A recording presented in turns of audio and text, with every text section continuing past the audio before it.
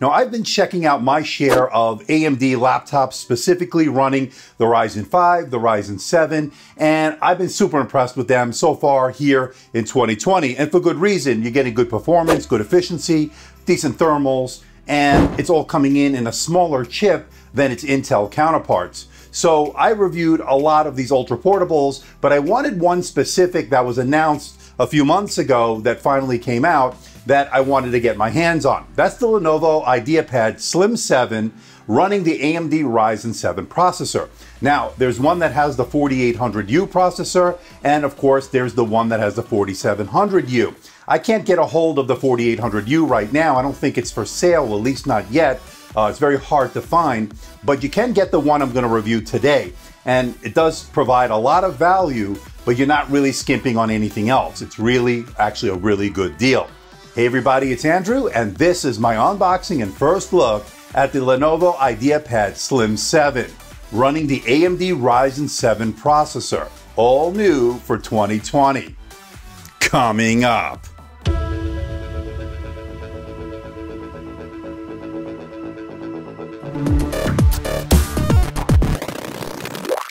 Want to see more videos like this? Why not hit that subscribe button and make sure you hit that notification bell? This way you'll be alerted every time I upload a new video. Make sure you follow me on my social media, especially Twitter and Instagram. It's on those platforms I'll post a lot of the updates. And why not check out my Discord server if you haven't already done so? It's a great place to hang out and talk tech. Link is in the description below. And today's video is brought to you by all the members who contributed this month to the channel. Want to become a member? Hit that join button below. And in the interest of transparency and full disclosure, I'm not being paid by Lenovo, I'm not being sponsored by Lenovo. All the opinions you're about to hear are my own, and no one is seeing this video before its release. This unit was purchased with my own money. I did not receive a review unit from Lenovo. Now, other reviewers have already got their units. They got it from AMD, not Lenovo. And so I reached out to AMD to see if maybe they can send me a review unit. And this was their official response.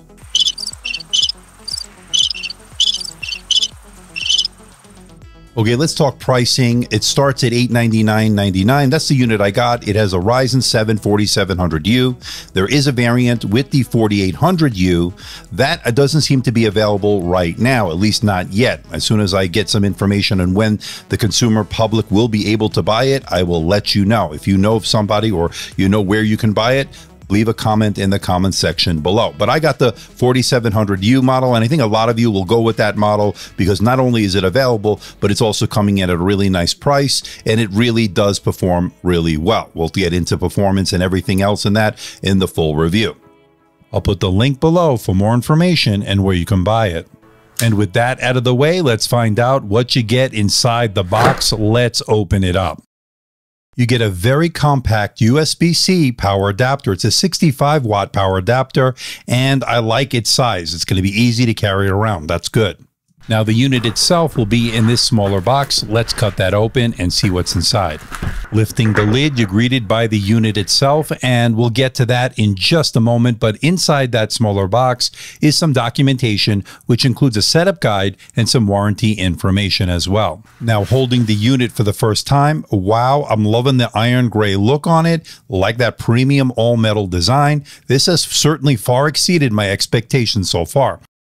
And at 3.08 pounds or 1.4 kilograms, this is definitely light enough to take with you on the go, making it very portable.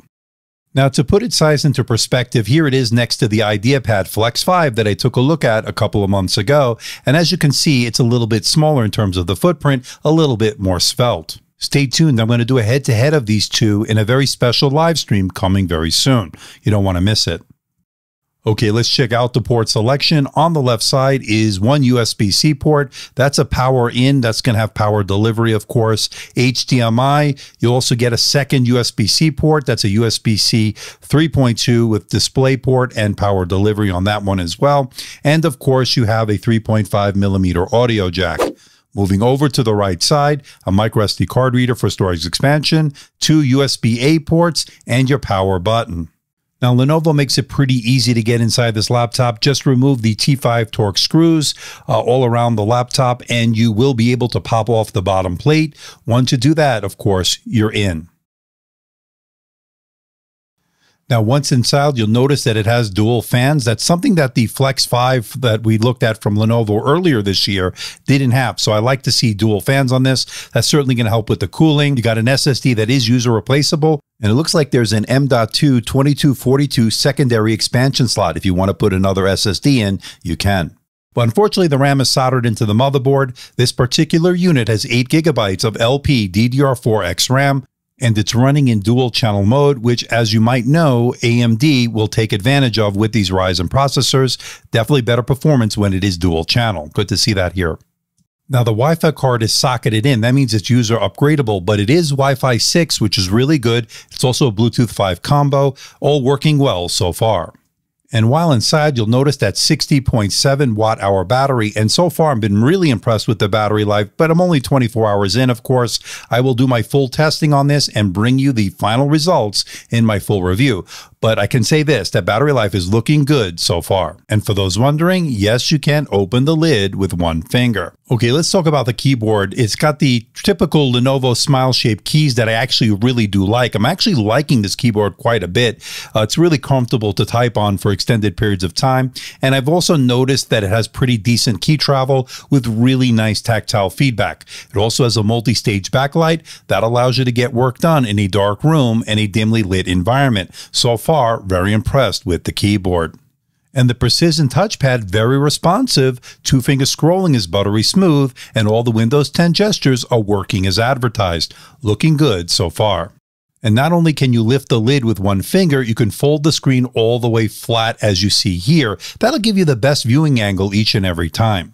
Okay, let's talk about that display. What we're looking at here is a 14-inch IPS display with a resolution of 1920 by 1080. That's a full HD resolution, and that translates into a 16:9 aspect ratio, which is really good for watching media, consuming things such as Netflix, YouTube, and the like. It works really well, although I do prefer a 16:10 aspect ratio for getting work done. So not quite the best when it comes to 16:9, but that's what we get here right now.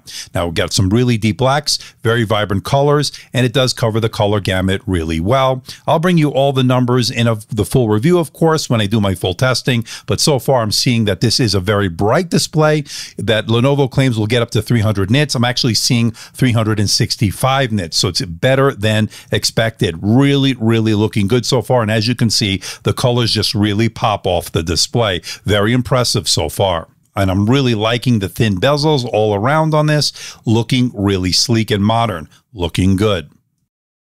And it does have a reverse notch on the top bezel, a very understated reverse notch, but it gives you a nice little latch to use to open the lid with one finger. It also houses the infrared webcam.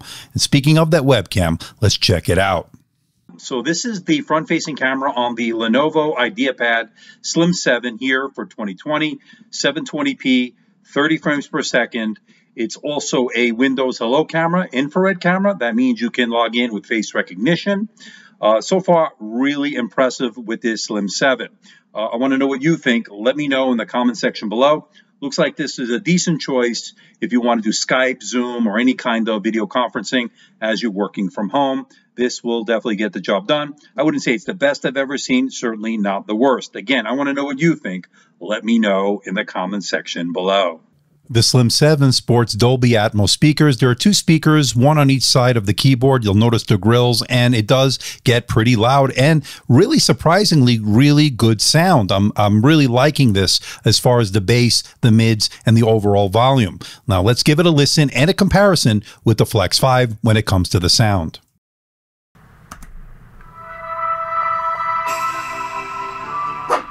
3 weeks ago, I took delivery of the Dell XPS 17 9700 that I purchased with my own money. When Dell announced it earlier this year, along with the Dell XPS 15, I was excited. I was more excited about the 17-inch version because we haven't seen that in about 10 years.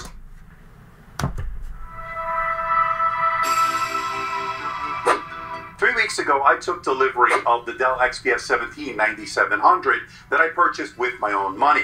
When Dell announced it earlier this year, along with the Dell XPS 15, I was excited. I was more excited about the 17-inch version because we haven't seen that in about 10 years on the XPS line.